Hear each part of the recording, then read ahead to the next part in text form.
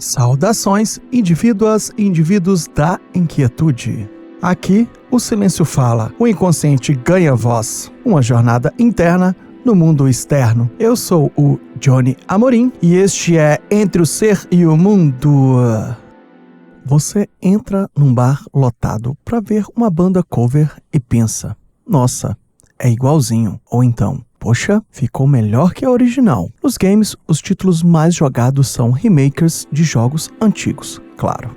E no cinema, Hollywood parece ter esquecido como inventar novas histórias. Recicla Jurassic Park, Matrix, Star Wars. Nas séries, somos levados direto para outras décadas, como se o tempo tivesse entrado num loop afetivo. É uma onda de nostalgia gigante. Mas será que é só isso? Ou tem algo mais profundo acontecendo aqui? Essa dança constante entre criar o novo e revisitar o que já amamos é o que vamos investigar. Criticando, claro, como sempre fazemos aqui no Entre o Ser e o Mundo. Hoje temos de tudo um pouco, artigos, pesquisas acadêmicas, discussões online. Vamos explorar a nostalgia como um negócio, entender a diferença entre ela e a saudade. Observar como a indústria cultural transforma o passado em produto e, por outro lado, como a arte reage ora refletindo, ora subvertendo esta tendência. Isto posto, agora vamos ao episódio de hoje.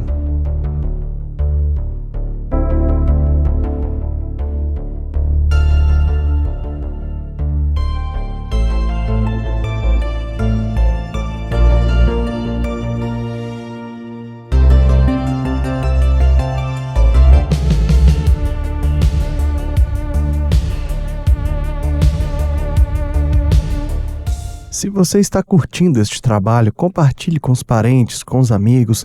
Isso nos torna mais relevantes na rede. Vocês sabem como isso funciona. Eu agradeço imensamente. E vamos juntos transformar Entre o Ser e o Mundo em uma referência de podcasts. Vamos então começar pela própria palavra, nostalgia. Vem do grego nostos, que significa voltar ao lar, e algos, dor. Ou seja, nostalgia é literalmente a dor do retorno impossível. Já é uma pista. No século XVII, esse termo era usado como diagnóstico médico. Soldados suíços, longe de casa, sofriam com uma melancolia tão profunda que os médicos a chamavam de doença da saudade. Um tipo de exílio afetivo, em que o corpo estava no presente, mas a alma ainda vivia no passado. Com o tempo, a nostalgia deixou de ser uma patologia e passou a ser uma emoção tipicamente moderna. Talvez, como diria Freud, um impulso infantil, um retorno imaginário a um lugar de segurança, um refúgio idealizado diante da complicação de um mundo adulto. Quase como Dorothy em O Mágico de Oz, batendo os sapatinhos vermelhos e dizendo, não há lugar como o nosso lar. Mas veja,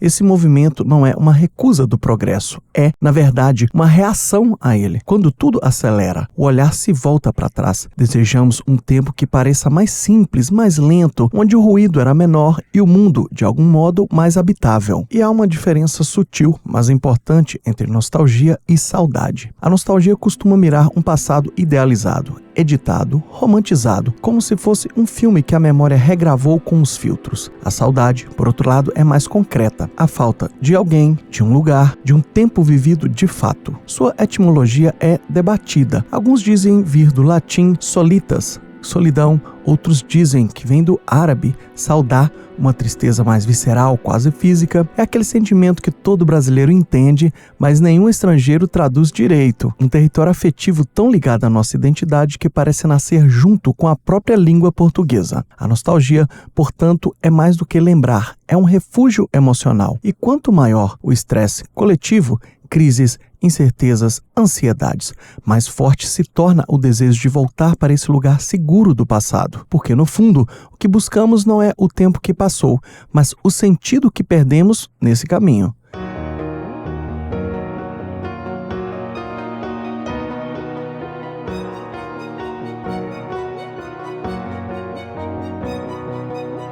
Durante a pandemia, quando o silêncio das ruas se misturava ao barulho da incerteza, um fenômeno curioso aconteceu. Segundo o levantamento mencionado pela Fast Company Brasil, as pessoas recorreram a conteúdos nostálgicos como ferramenta emocional. Séries antigas, músicas de infância, reprises de programas que pareciam esquecidos, tudo isso servia como uma espécie de abrigo psicológico, um antídoto contra a solidão. Vejam que poderoso é a nostalgia, hein? O psicólogo Clay Routledge explica que consumir mídia nostálgica ativa memórias de conexão social, lembranças de um tempo em que nós sentíamos parte de algo.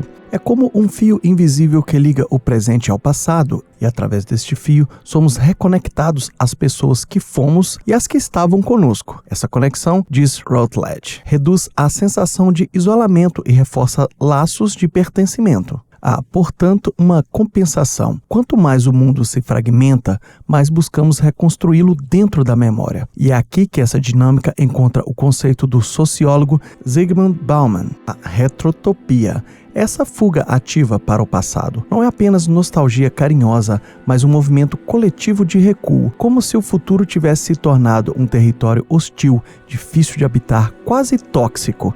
E convenhamos, o cenário ajuda. Crise climática, guerras, instabilidade política, tecnologias que avançam mais rápido do que a ética, pandemias à sombra, o futuro perdeu aquele brilho de promessa. Vivemos uma era em que a utopia deu lugar à distopia. Parece mais fácil imaginar o fim do mundo do que o fim do caos. E entre sobreviver ao colapso e reinventar o presente, muita gente prefere apertar o famoso reset. Claro, neste mundo distópico, você é o sobrevivente. Bauman dizia que essa nostalgia coletiva é, no fundo, uma tentativa de restituir sentido. E talvez seja por isso que símbolos como o relógio do juízo final nos fascina tanto. Esse relógio, criado por cientistas nucleares, marca o quão perto estamos de destruir a nós mesmos. Na última atualização, ele estava a 89 segundos da meia-noite, o ponto mais próximo do colapso global em toda a história. Ou seja, o tempo acabou virando metáfora do próprio medo. Quando o futuro parece um beco sem saída, o passado vira o porto seguro. Uma utopia, sim, mas localizada no tempo que já foi. Vejam que interessante. A retrotopia é isso. A nostalgia é levada à política da alma, um sintoma coletivo de uma era cansada de esperar o amanhã.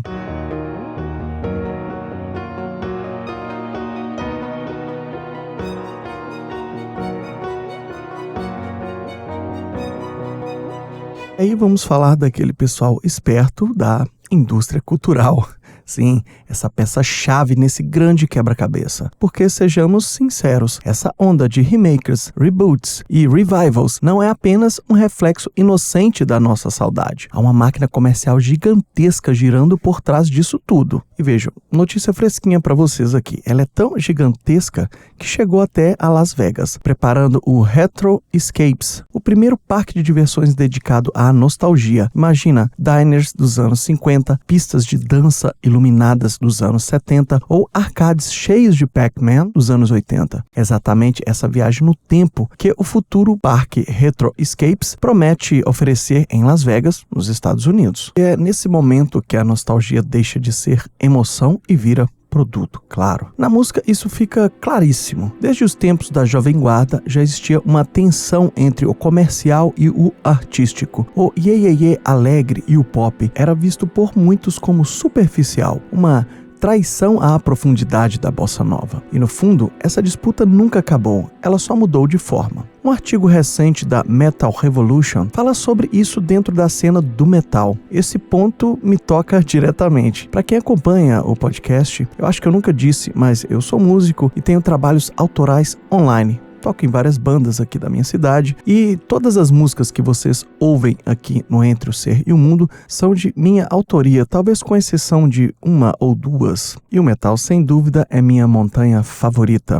Dentro dessa cena há uma tensão constante entre as bandas autorais e as bandas cover. Os autorais ralam demais. Produzir, gravar, divulgar. Tudo exige investimento, tempo. A maioria dos músicos precisa de outro emprego para sustentar o sonho. São raríssimos os casos de quem vive exclusivamente de som próprio, como, falando aqui de bandas grandes, Sepultura ou Angra. Enquanto isso, as bandas cover lotam bares, eventos e festivais. Algumas chegam a pagar para tocar, vocês acreditam? E outras cobram cachês altíssimos por reproduzir clássicos que o público já conhece de cor. E aí surge o dilema: será que a avalanche de bandas covers está sufocando quem batalha para lançar música nova? Ou será que criticar isso é idealismo de quem não vive da noite? Ou talvez hipocrisia de quem também vibra quando ouve um cover bem feito?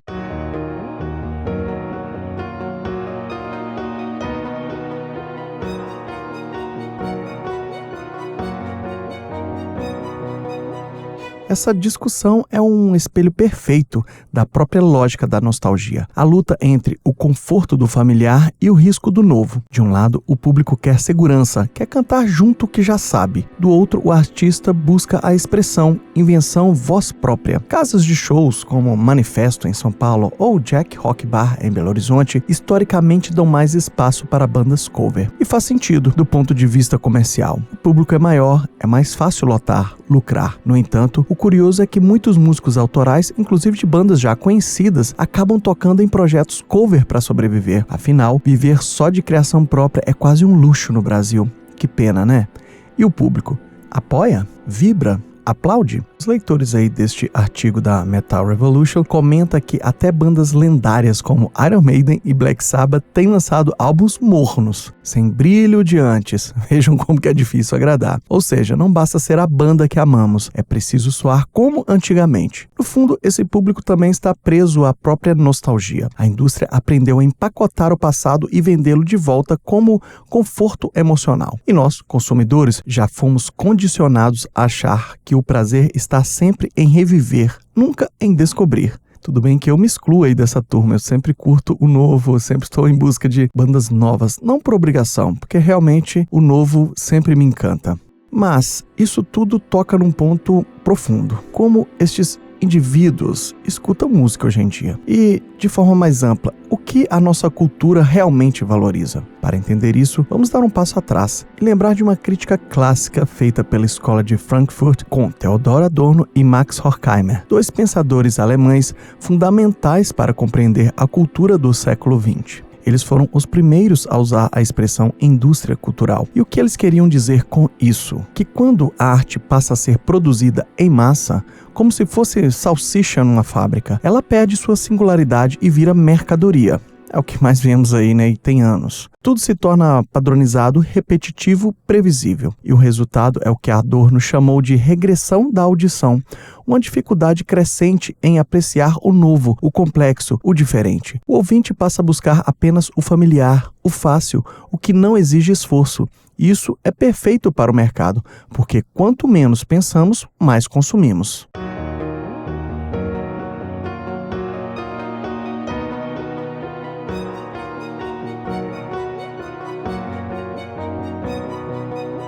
Hoje, esse mecanismo ganhou um aliado poderoso.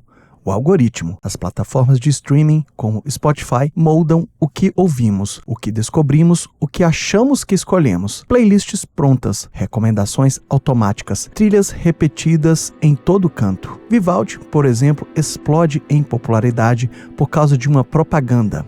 A música Carmina Burana, música medieval, vira trilha de formatura ou comercial. Mas alguém ouve o restante da obra? Quase nunca.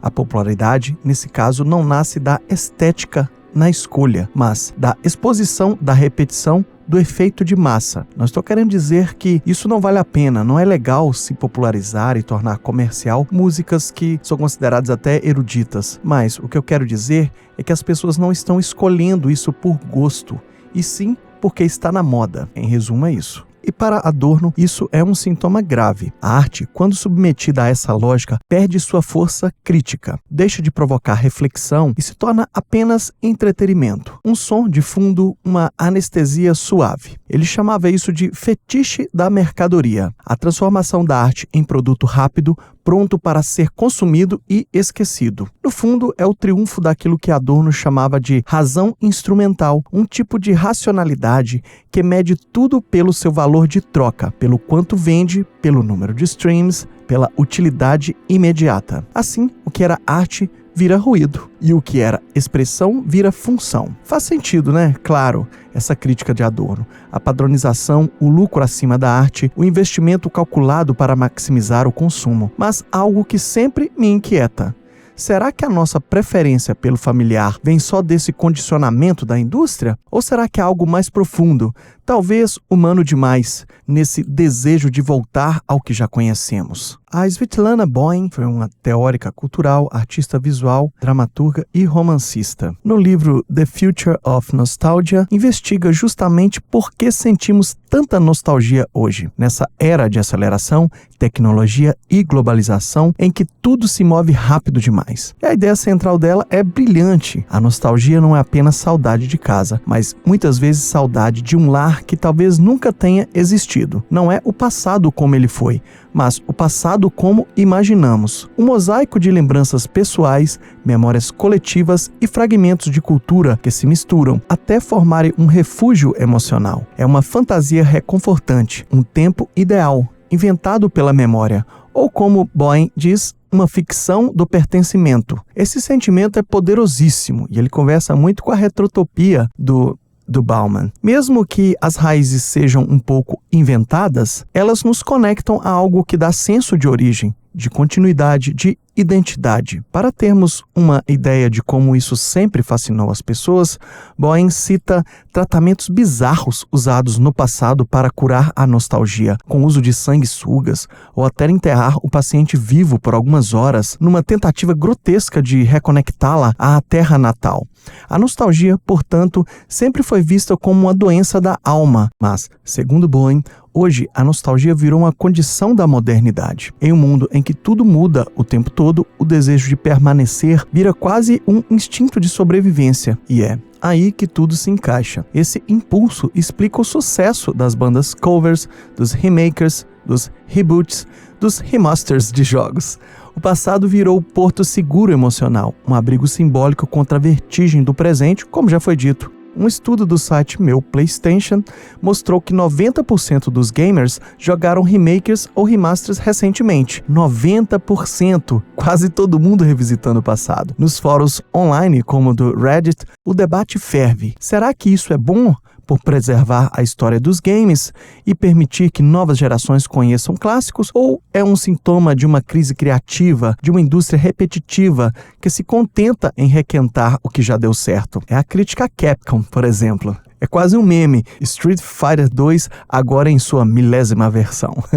E eu confesso que o jogo que eu mais joguei na minha vida com certeza foi Street Fighter 2. Mas, no fundo, talvez a pergunta não seja sobre a Capcom, o cinema ou as bandas cover. Talvez a questão seja outra. Até que ponto o passado se tornou o único lugar onde ainda conseguimos nos reconhecer? Pense.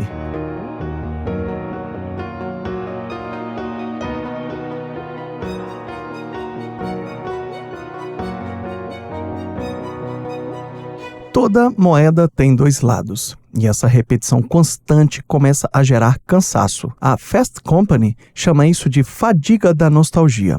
Mesmo com efeitos visuais impecáveis e elencos grandiosos, muitos remakers parecem vazios, como se faltasse algo especial. A alma. A nova versão de Vale Tudo, a Odete, a Solange, nomes que já estavam esquecidos aí, por exemplo, tem a produção de ponta, mas não provoca o mesmo impacto cultural da original. Curiosamente, às vezes uma reprise antiga no canal Viva engaja mais do que a nova versão. Mas mesmo assim, não param as notícias e referências em tudo quanto é mídia. Odete está mais viva do que nunca. Essa crítica ao engajamento revela um cansaço criativo. Muitas dessas obras são cópias quase idênticas, mudam só a estética, não o sentido. São vendidos como novidade, mas acabam sufocando o espaço do risco, aquilo que poderia ser verdadeiramente novo. A indústria parece ter desenvolvido o medo de ousar. E nem sempre jogar seguro dá certo. O filme Pan, de 2015, uma tentativa de reinventar o Peter Pan, foi um fracasso marcado. Crítica e bilheteria.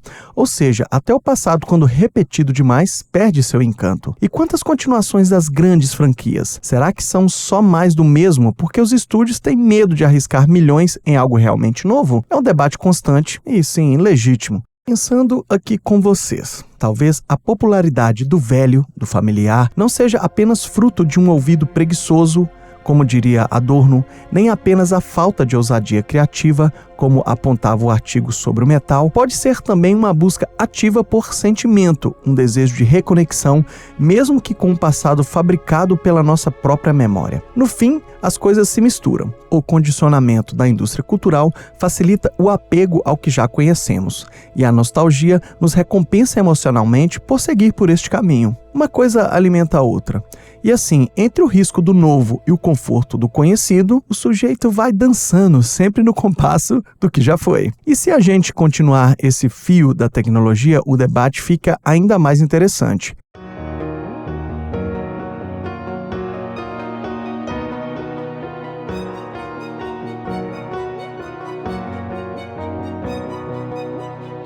Analisamos aqui a tese de Louis Albert, que vou passar a referência no final, vai fundo nessa engrenagem nova da cultura digital. Hoje vivemos o que ele chama de datificação. Tudo que fazemos online vira dado, absolutamente tudo. A Netflix é o exemplo perfeito.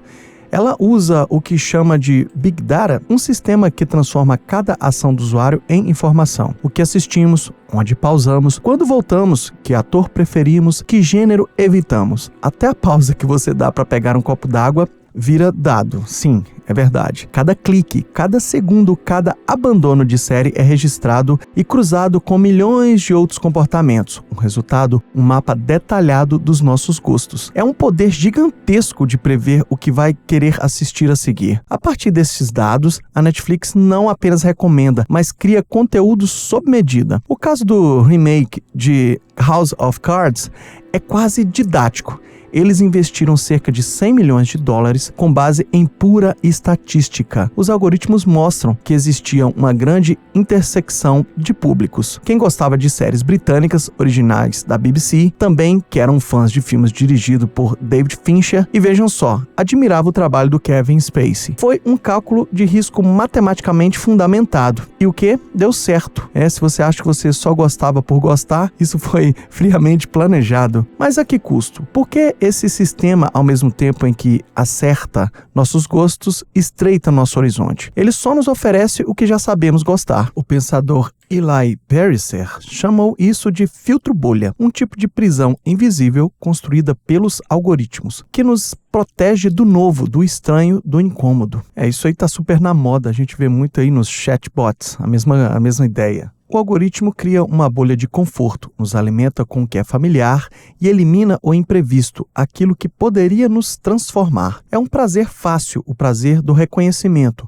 mas também é o empobrecimento da experiência estética. Como diria Walter Benjamin, a arte perdeu a sua aura, aquela singularidade, o encontro único com a obra. O valor de culto foi substituído por um valor de reprodução e a experiência estética virou reconhecimento automático. O algoritmo, portanto, não apenas reproduz nossa nostalgia, ele a institucionaliza, nos devolve o passado em alta definição, com legenda, trilha e tudo que for necessário para nos manter presos ao que já fomos. E os números não mentem. Segundo dados citados pelo Canal da Imprensa, em 2022, apenas 35% dos roteiros comprados por grandes estúdios de Hollywood eram originais, ou seja, 65% eram adaptações, continuações, prequels ou remakes, obras baseadas em algo que o público já conhecia.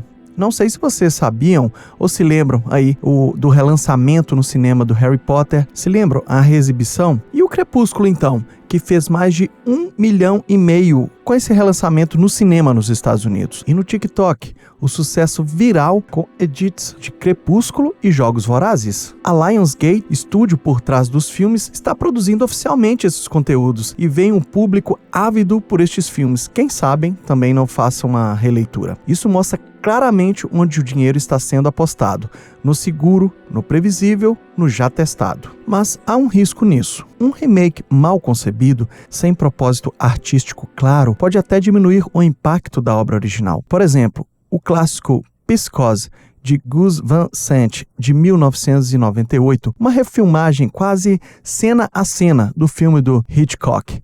O resultado? Um exercício técnico frio, sem tensão, sem alma. Com essa versão, o brilhantismo do original virou apenas curiosidade de cinéfilo, um espelho pálido de algo que já foi muito vivo. Um bom exemplo dessa engrenagem toda é Stranger Things, como analisam o Luiz Alberto Rodrigues Gonçalves e o Igor Palopoli. A série é quase uma engenharia da nostalgia. Vocês notaram que eu mudei a música de abertura e o tema é todo nostálgico aqui neste episódio. É justamente para trazer esse clima. Então essa engenharia da nostalgia usa uma estética, a trilha, a narrativa dos anos 80 de forma calculada para ativar memórias afetivas em quem viveu aquela época, mas também para criar um passado de faz de conta, um tempo inventado para os mais jovens, um passado idealizado, vendável, compartilhável. Isso tudo corrobora com a teoria que vimos aqui nos blocos passados.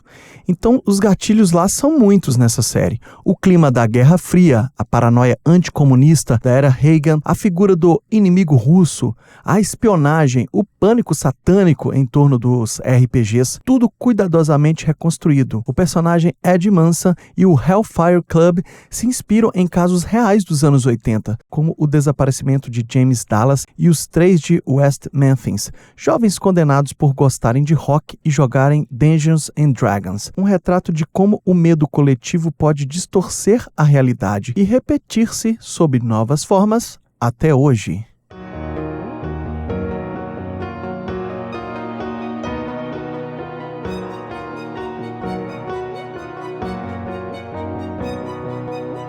Mas vamos lá. Há também o outro lado da crítica. A tentativa de atualizar demais certas obras pode soar forçada, fria, mecânica. Aqui na reportagem da Folha é citado a ânsia por lacração, quando temas sociais ou linguagem digital são inseridos artificialmente, sem organicidade, sem emoção. O público percebe quando falta verdade.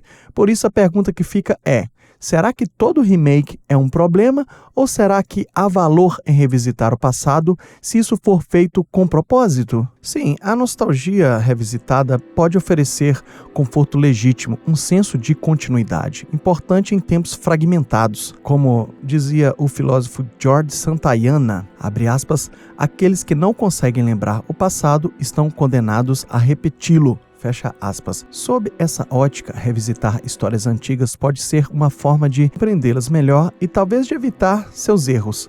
A nova Vale Tudo, por exemplo, poderia servir para discutir as oligarquias e a corrupção no Brasil de hoje. As versões live action da Disney, por mais criticadas que sejam, às vezes trazem valores de diversidade e empoderamento para novas gerações. O remake de Nasce uma Estrela, de 2018, atualizou uma história clássica para falar de fama, saúde mental e poder nas relações. Cobra Kai, que parecia impossível, deu nova vida a Karate Kid, transformando rivalidades antigas em discussões sobre masculinidade, bullying e redenção. O segredo, portanto, não está em refazer, mas reimaginar. Não em venerar o original, mas em dialogar com ele. Usar o conhecido como ponto de partida para dizer algo novo, para provocar o espectador e não apenas confrontá-lo. Como disse a roteirista Phoebe Waller-Bridge, abre aspas, o perigo é que dá vida a uma história, fecha aspas. A arte, mesmo quando olha para trás, precisa dessa dose de risco. Sem ela, vira vitrine.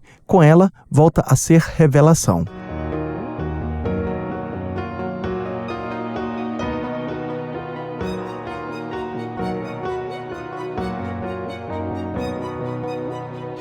E diante dessa indústria que vende o passado como produto, como fica a arte mais tradicional? A pintura, a literatura? A resposta pode estar no olhar da artista gaúcha Teresa Puester, cuja tese sobre paisagem na arte mostra que ela nunca é só cópia do real. É sempre um recorte, uma interpretação, um espelho da cultura e do tempo. No Brasil, a pintura de paisagem evoluiu junto com a sociedade, do sagrado ao territorial, do território ao sentimento.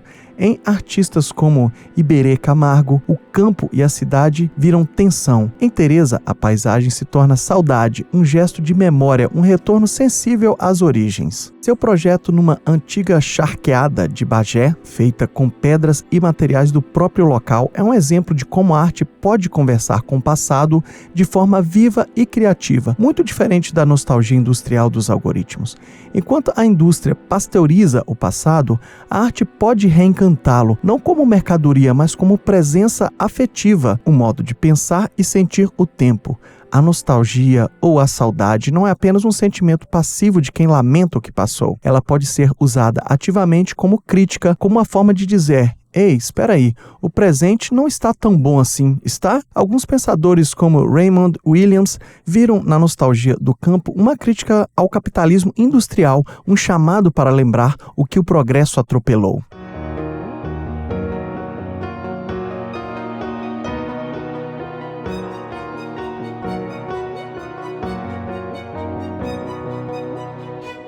Então, fazendo aqui uma espécie de resumo para fixação, fica claro que esses sentimentos, a saudade, a nostalgia, são complexos, pessoais, culturais, mas também viraram moeda forte, uma ferramenta poderosa nas mãos da indústria cultural. Eles moldam o que ouvimos, o que assistimos, o que jogamos, até o que vestimos. A moda, afinal, vive de ciclos. Cada década retorna disfarçada de novidade. E a tecnologia refinou este processo. Os algoritmos se tornaram especialistas em empacotar o passado, entregando-o de volta como conforto instantâneo, um verdadeiro delivery de nostalgia.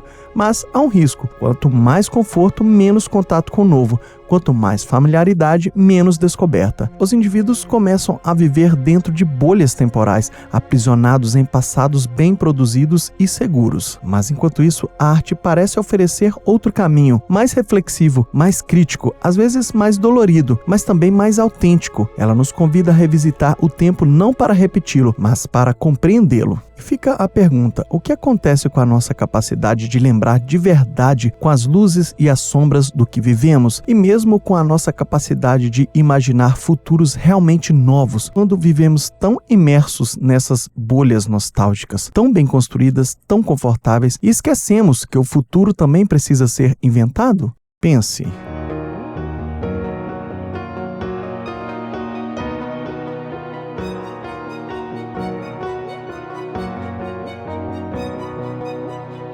Continuando aqui então o nosso resumo, falamos da música, dessa briga eterna entre o cover e o autoral, entre a paixão e a sobrevivência, a dura realidade da cena e as políticas que ela carrega. Entramos na crítica de Adorno, que mostrou como a indústria cultural pode nos tornar ouvintes preguiçosos, habituados ao conforto do conhecimento e a tal regressão da audição. Vimos como a nostalgia age como uma força poderosa, um refúgio no familiar, que pode tanto acolher quanto aprisionar. E terminamos com a Teresa Puester, artista que olha para a tradição da paisagem e a reinventa com liberdade e afeto, mostrando que o passado pode ser também um trampolim, não um peso. Então, indicações aí para você se aprofundar no assunto: tem a dissertação de mestrado do Luiz Alberto Rodrigues Gonçalves, Nostalgia e Cultura Pop, releituras da Guerra Fria e do Pânico Satânico em Stranger Things, matéria da Metal Revolution, de novembro de 2025. Cover e som próprio, idealismo ou hipocrisia. Tem a reportagem da Folha Max, A Era dos Remakers, Nostalgia sem Emoção, do Bruno Moreira, o livro The Future of Nostalgia, da Svetlana Boym. Acredito que dá para ficar bem entendido aí do assunto com essas indicações. Então, encerrando aí mais um episódio, antes eu gostaria de pedi-los para avaliar com 5 estrelas o Entre o Ser e o Mundo no Spotify, curtir, comentar no YouTube Music, compartilhar. Assim nos tornamos mais relevantes e vamos atingir mais pessoas e fazer uma grande comunidade do saber e do autoconhecimento, claro. Olhando para tudo isso, a principal conclusão talvez seja esta: essa nossa preferência pelo familiar, que seja um cover de rock, um remake de game ou uma paisagem clássica, tem raízes profundas e múltiplas. Não há uma causa única. Pode ser a pressão econômica que limita quem cria e quem consome, pode ser o molde cultural que Adorno denunciava, pode ser o anseio por conexão que Svetlana Boym descreveu tão bem, ou talvez o vazio criativo que o pessoal do metal percebeu na repetição, e talvez tudo isso junto. Mas o exemplo de Teresa Puester mostra que a tradição não é prisão, ela pode ser impulso, ponto de partida para criar o novo. Então, o valor não está na escolha binária entre o original e o cover, mas no modo como se faz. Podemos ver se é uma imitação vazia, feita só para vender, ou uma releitura autêntica que transforma o velho em algo que volta a pulsar. Até os covers mais sinceros têm poder, como a banda norueguesa Leprous, que em 2025 relançou Take On Me e fez a música soar como se fosse deles. Quando é verdadeiro, o público sente, a emoção não mente. Mas eu quero fazer uma pergunta: como nós, enquanto indivíduos, nos relacionamos com tudo isso? Consumimos de forma passiva apenas pelo conforto do reconhecimento fácil ou nos permitimos uma escuta atenta, sensível, capaz de nos afetar e talvez até nos transformar? Vivemos uma era que recicla, revisita, sampleia, refaz. Então talvez o ponto não seja mais buscar a pureza da originalidade, mas reconhecer onde nasce o novo de fato. Será que a verdadeira originalidade ainda mora naquela ideia romântica de algo que brota do nada? Ou será que ela vive hoje na recontextualização, na mistura inteligente, na tradução sensível daquilo que já existe? Talvez a novidade não esteja fora, esteja em como olhamos, em como combinamos e em como transformamos o que herdamos. E talvez a verdadeira originalidade esteja dentro de você.